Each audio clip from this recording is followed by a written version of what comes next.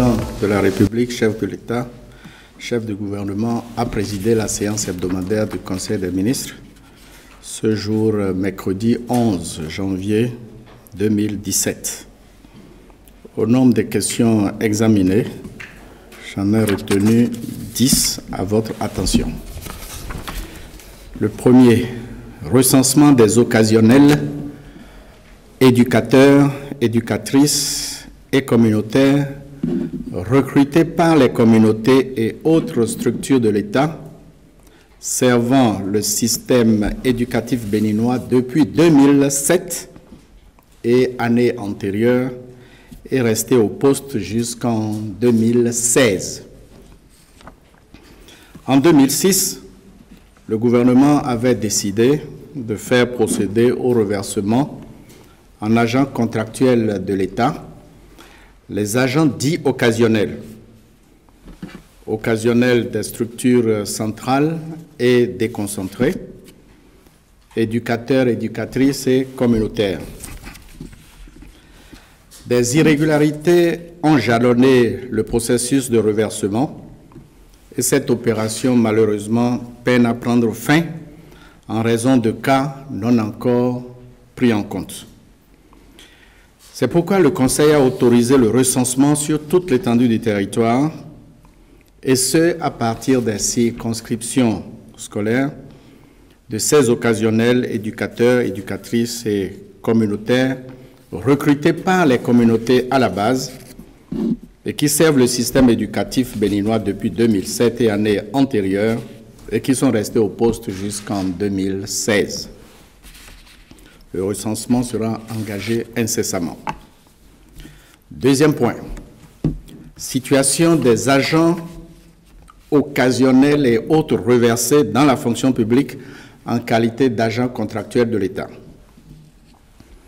En marge des lois et règlements qui fixent les modalités d'intégration dans la fonction publique, le gouvernement avait procédé, à partir de 2006, au reversement en qualité d'agent contractuel de l'État des catégories ci-après de personnes: enseignants communautaires, contractuels locaux recensés et reconnus par l'État, agents mesures sociales, agents contractuels des budgets programmes, agents payés sur recettes hors budget, agents recrutés par les partenaires au développement, occasionnels payés sur les fonds spéciaux des juridictions, agents financement communautaire, agents contractuels payés sur les projets et les stagiaires restés en service dans l'administration au terme de leur période de stage de pré-insertion professionnelle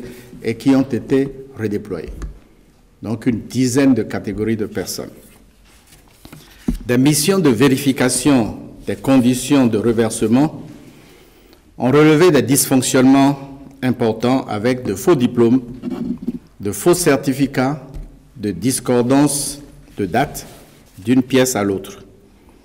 Ces dérapages ont fait porter l'effectif global des agents reversés à 35 000 au lieu d'une estimation initiale de 8 000. Ces dérapages ont fait significativement augmenter la masse salariale, dont l'évolution s'est décrochée de celle des recettes fiscales.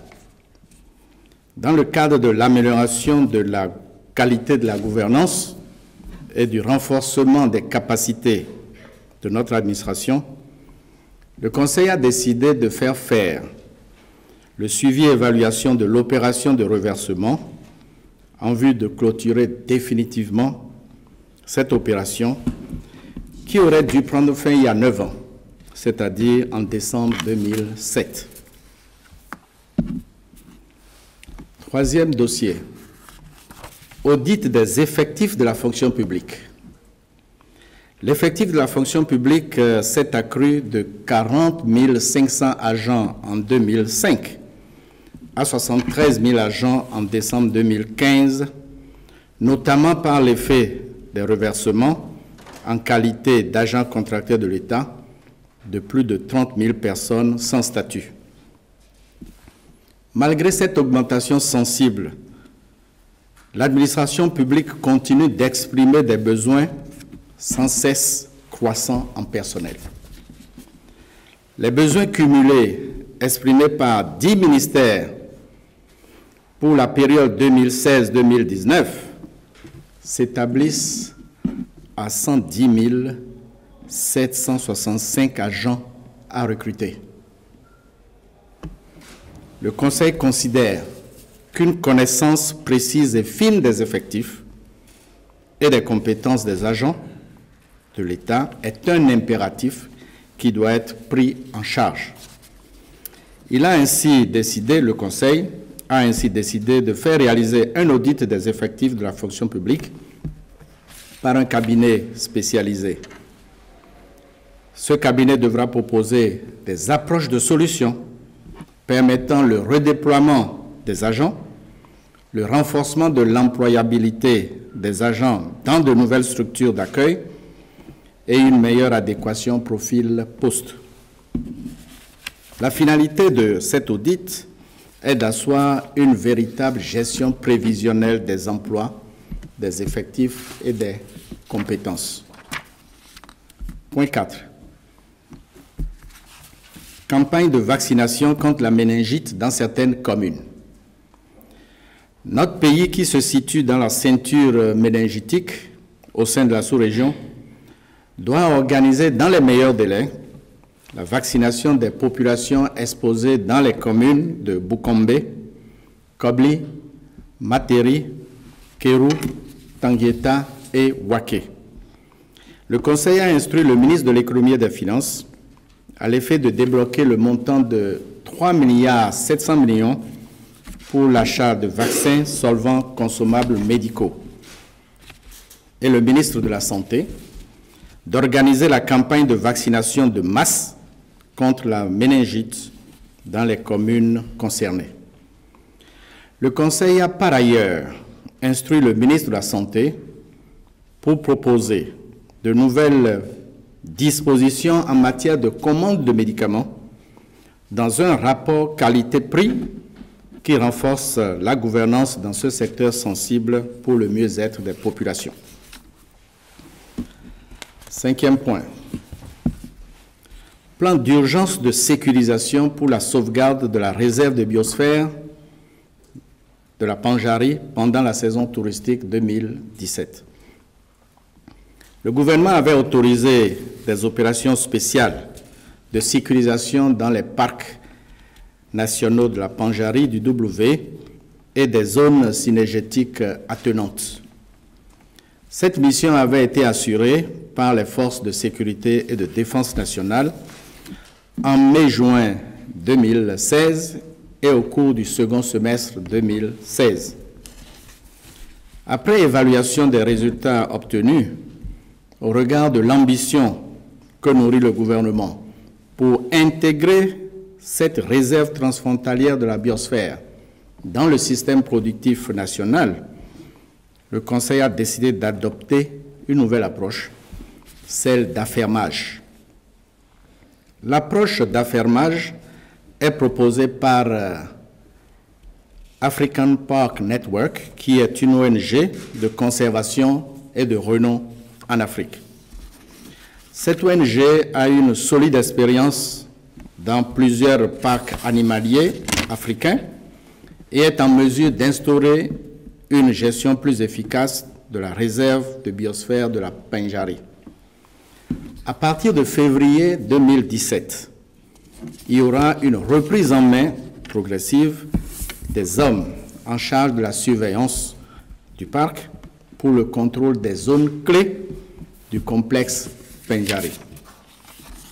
Un contrat de partenariat sera signé avec African Parks Network en relation avec l'Agence de promotion des patrimoines et de développement touristique, la direction du parc, le Sénagref et autres partenaires.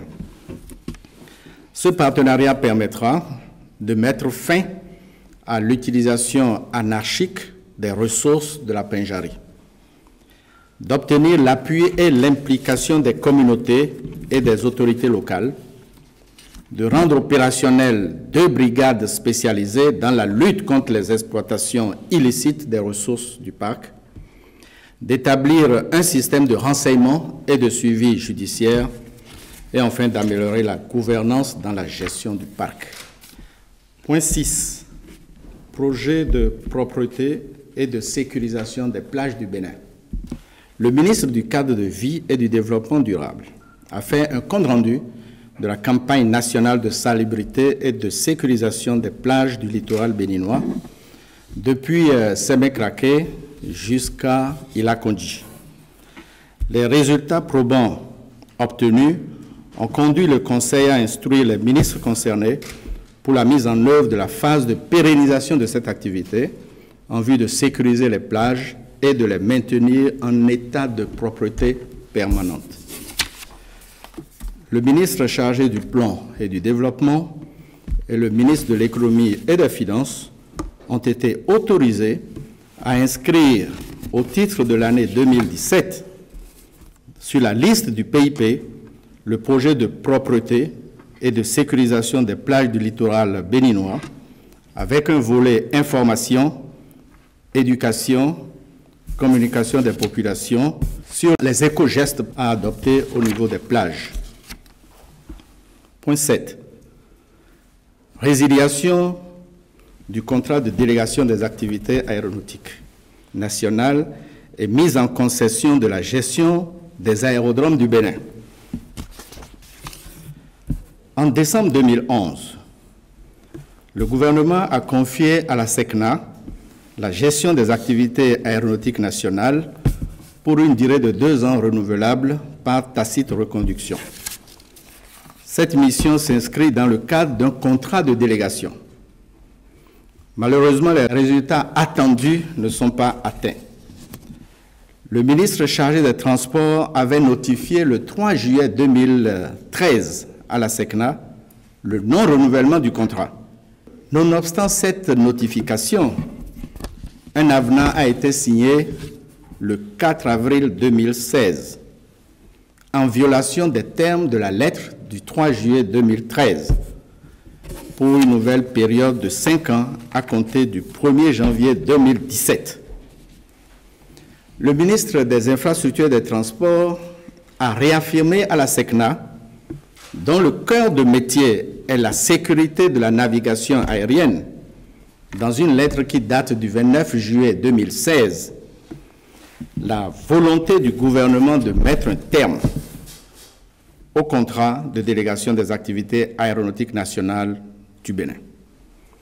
La gestion des aérogares et installations commerciales, la gestion technique et l'entretien des installations portuaires, la gestion et l'entretien des aérodromes secondaires devront être confiés à des structures qui en ont l'expertise et l'expérience.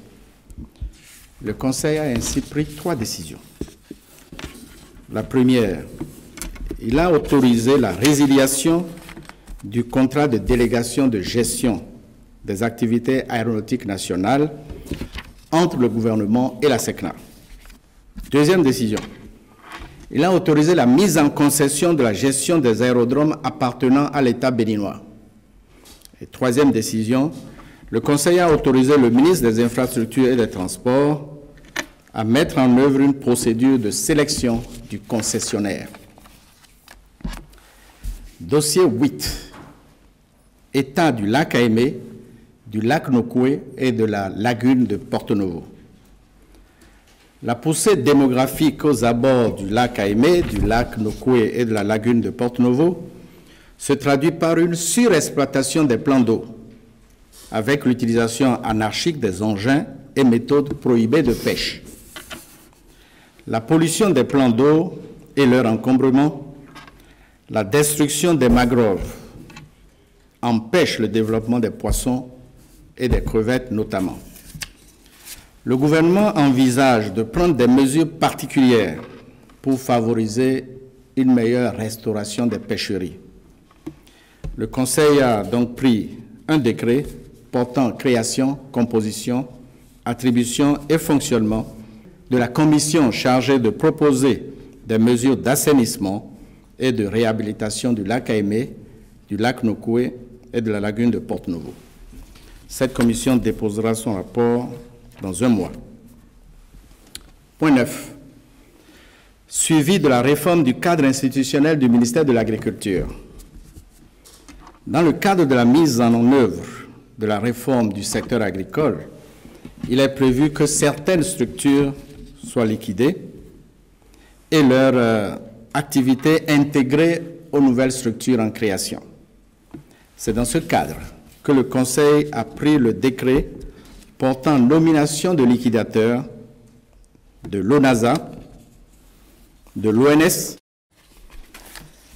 de la CAIA-SA, de la SONAPRA, de l'Agence de promotion des aménagements hydro-agricoles, l'APA, de l'Agence de développement de la mécanisation agricole et des CICARDER, Centre d'action régional pour le développement rural. Donc, on a nommé 12 liquidateurs, puisqu'il s'agit de 12 structures sous tutelle du ministère de l'Agriculture, de l'Élevage et de la Pêche. Enfin, dernier point, au titre des mesures individuelles. À la suite d'événements récents qui se sont produits à Abomey, entre des citoyens béninois, et après analyse des défaillances professionnelles graves constatées au niveau de certains agents de l'administration de la sécurité intérieure, le Conseil a décidé de relever les 2 agents ci-après de leurs fonctions et de les décrocher pour 6 mois. Il s'agit du commissaire central de la ville d'Abomey et du commandant de la compagnie de gendarmerie de la ville d'Abomey. Par ailleurs, le gouvernement tient à faire observer que le principe de la laïcité suppose le respect mutuel des confessions religieuses. Enfin, au titre de la 3e mesure individuelle, le Conseil a décidé de relever de ses fonctions le directeur général adjoint des douanes et droits indirects. Merci beaucoup.